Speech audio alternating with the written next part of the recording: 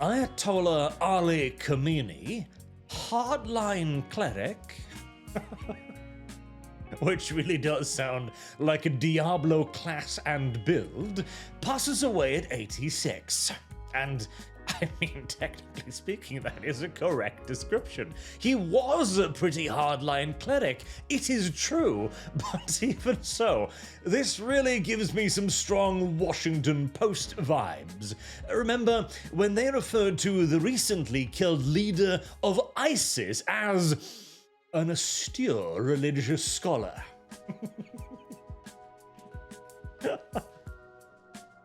I mean, again, technically correct, and I suppose you could very well argue that it costs nothing to be gracious towards a defeated foe. But I would equally so argue, in counter to this, that it is gratis as well to call them what they were, tyrannical religious mass-murdering maniacs. But oh well, details. As I am not here to criticize headlines, I am here to tell you why it's okay when Donald Trump does it. As posts like these were popping up all over social media when America decided to finally bomb Iran. And it's the classic thing, like, oh my god, Americans will die in their thousands, it's World War III, everything will go to hell, missiles will rain from the sky, nuclear Armageddon, the usual panic and fear-mongering that was outdated about, 20, 30 years ago, roughly, although we will see talking points even older than that today, and obviously the murder of countless children for shits and giggles in all due likelihood, of course. So,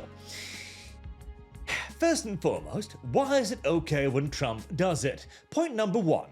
It's bloody effective, as you've got Putin here, the leader of Russia, going, the assassination of Iranian supreme leader is a brutal murder that violates all ethic and international law.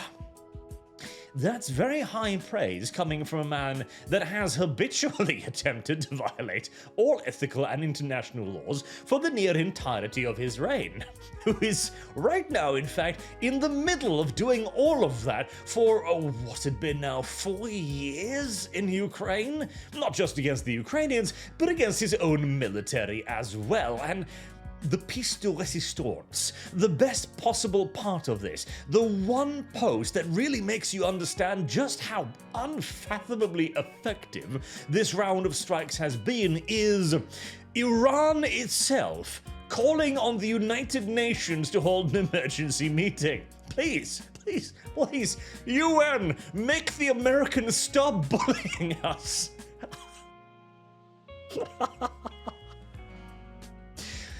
If the international community does not respond to this aggression, it will be the end of the international institutions. This is coming from Iran, the country that declared a few decades ago that it was going to spread the Islamic Revolution across the world, until the entire planet called out, there is no God but Allah. Now they're calling out, please make the Americans stop bullying us. As, again, this round of strikes has been remarkably effective across the board. It has wiped out basically the entirety of the Iranian command structure like that, pretty much. It couldn't have gone better, and beyond simply being incredibly effective, here's part two of why it's okay when Trump does it. Because, of course, a lot of the argumentation around this surrounds things like, oh, you know, Trump promised no new wars, and to be fair, this isn't a war, this is an ass-whooping. There is a difference between the two, a rather pronounced one, in fact, just like there was no war with Venezuela, as what's Venezuela going to do? Load up in boats and invade Florida? But then we have also, of course, the reception to it. Hassan here, judging by mainstream media coverage that resembled 2003, at which point, as the chatter there points out, he was 11, or the billionaire Epstein-affiliated owned social media algorithms, because, you know, Elon and Epstein were buddies, definitely, you'd think the American public was universally in favor of war with Iran. Yeah. In fact, a lot of them appears to be, as several lefties have spotted this as well. I keep seeing comments like they didn't even bother doing a propaganda campaign this time. Do they need to? No. The American people are completely pacified. Where are the mass anti-war protests like we had with Vietnam and Iraq? Nowhere. That's because, actually, this is pretty popular with the American people, it seems like, because here's point 2, why it's okay when Trump does it. This is not, in all due likelihood, I hope, going to be another adventure into the sandbox of sadness. This is utilizing the American military in the way it is actually supposed to be utilized, as a very large and very threatening stick that arrives with great triumphant fanfare, shock and awe, and is then withdrawn. You do not simply abandon the stick on the ground for anyone and everyone to pick it up and turn into IEDs. You deploy the stick and then you go back home again. As Trump's goal here, no doubt, is to institute regime change in Iran, first and foremost by murdering the majority of the leadership, including, unconfirmed mind you, reports of the second in command having caught a 500-pound bomb to the head as well. And obviously there are going to be a whole line of succession for all of these Iranian positions, and Trump's goal is going to make the next guy who's stepping up to the plate wonder, do I really want to live with a predator drone circling my head for the rest of my life? Is that truly worth it? Along, hopefully, with a general destruction of the Iranian Republican Guard, which might then allow the protesters to move out in the open and institute a regime change via, in essence, a civil war in Iran. Now, hopefully that would be a swift civil war, but as we have seen with other places in the Middle East, that can hardly be guaranteed, though with continued American intervention and aid, which at the moment seems at least partially likely, it can be made a hell of a lot swifter than the alternative is. As everybody agrees that the Iranian regime is not good, not for anyone, not for the people of Iran, not for its neighbors, not for world peace, certainly not for America's position in the world, and so it should be deposed if it can be done safely and effectively. You may also remember a few, weeks ago now, because history is moving at Mach 11 pace, Trump commented during the latest round of Iranian uprisings that whilst he would have wanted to try and do something then, he did not yet have assurances from his military leaders that they could carry out a campaign guaranteed to destabilize and or cut the head of the Iranian regime, which is why they did not do it. Probably because a majority of the American planning capacity at the time was dedicated to abducting Maduro in the middle of his sleepy times. Now, however, America has done just that, and on a scale that I genuinely don't think has ever been done before. This kind of decapitating strike is practically unprecedented, frankly, unless you go back to ancient times. So, since this is America being used effectively, it is a regime destabilized at the very least at the loss of a grand total so far of 3 Americans. Which, whilst that is of course tragic, it's a relatively good trade, let's be honest here. And again, that is why it's okay when Trump does it. It has high impact and very low risk compared to the usual American doctrine of, okay, first, let's destroy anything and everything that could possibly potentially secure a nation, such as its army or police force, for example.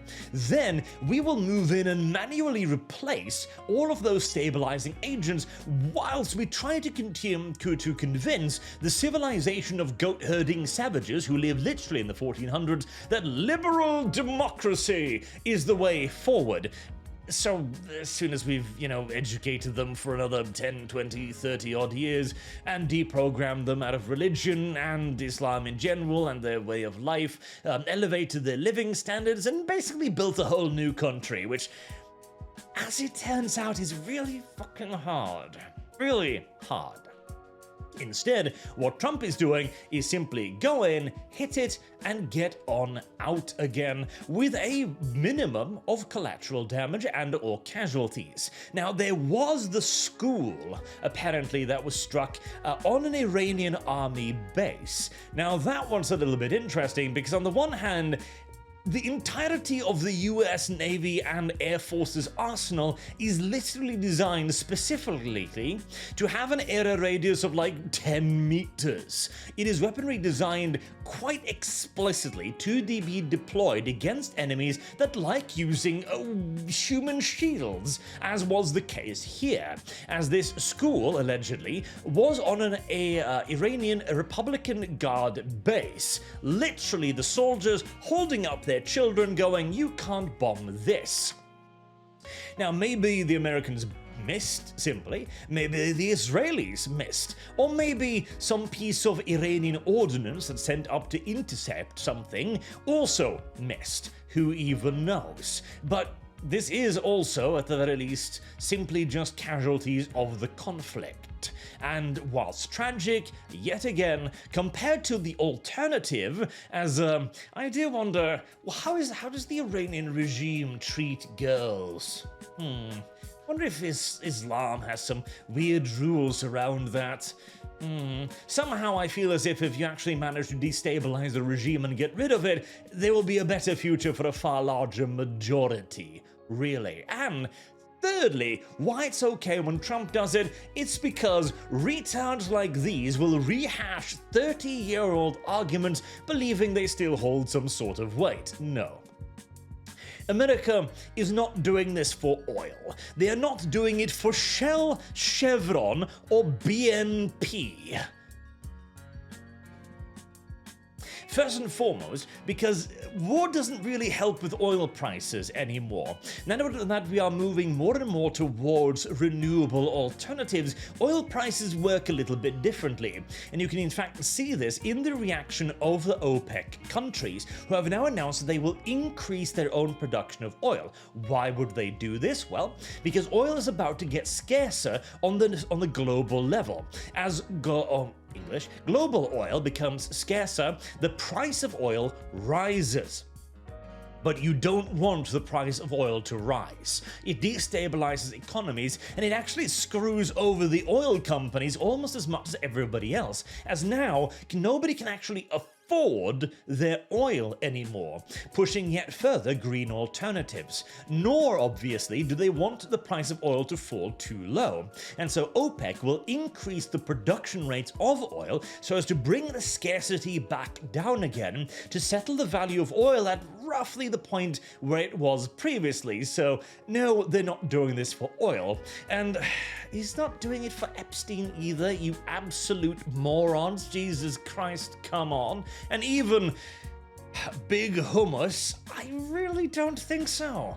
I mean, I've seen the allegations now that Israel will reveal secret documents, the Russian piss document all over again, I'm sure, about how Trump was actually buddy-buddy with Epstein, despite all of the evidence to the contrary in the actual Epstein files. But oh well. And furthermore, do you really think Trump is the kind of guy who will back down to blackmail?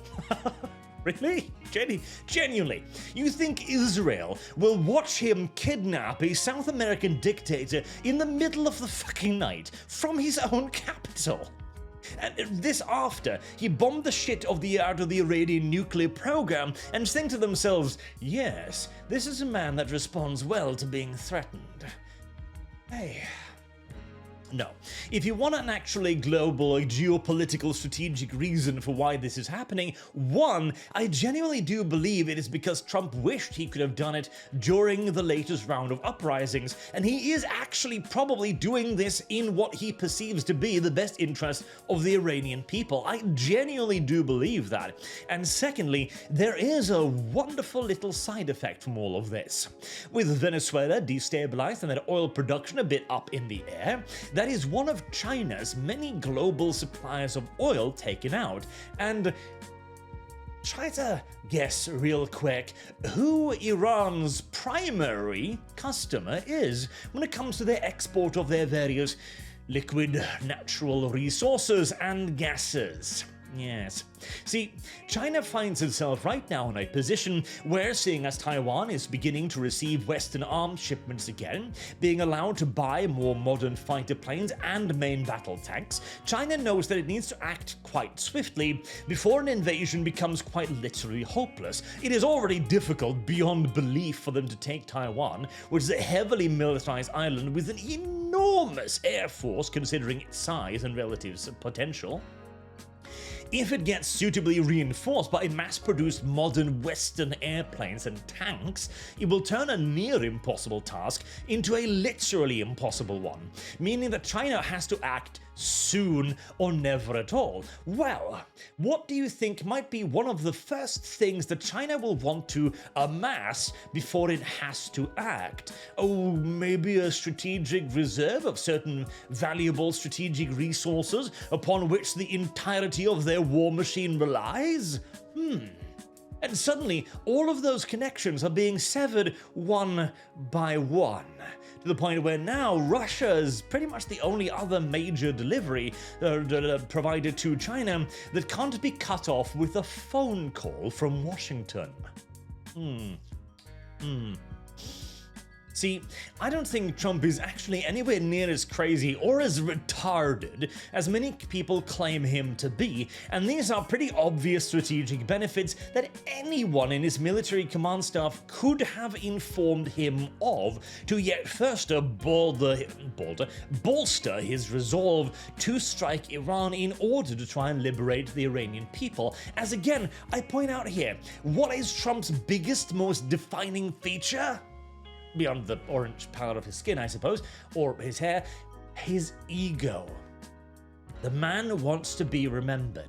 And what better way to be remembered than liberating a fucking country? Now, whether or not that will actually happen is open to some speculation. Perhaps the Iranian line of succession and command is robust enough to absorb the casualties. It's entirely conceivable that it could.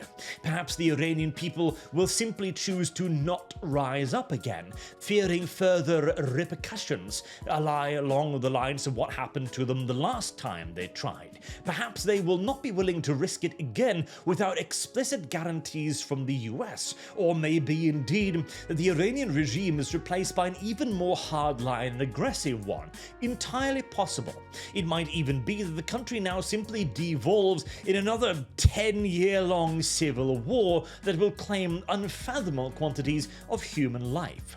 All of this is possible, but at the very least, it is something. It is a hope in a situation in which none actually existed prior to it. And it will all be done with a bare minimum of American damage. So, that's why it actually is okay when Trump does it.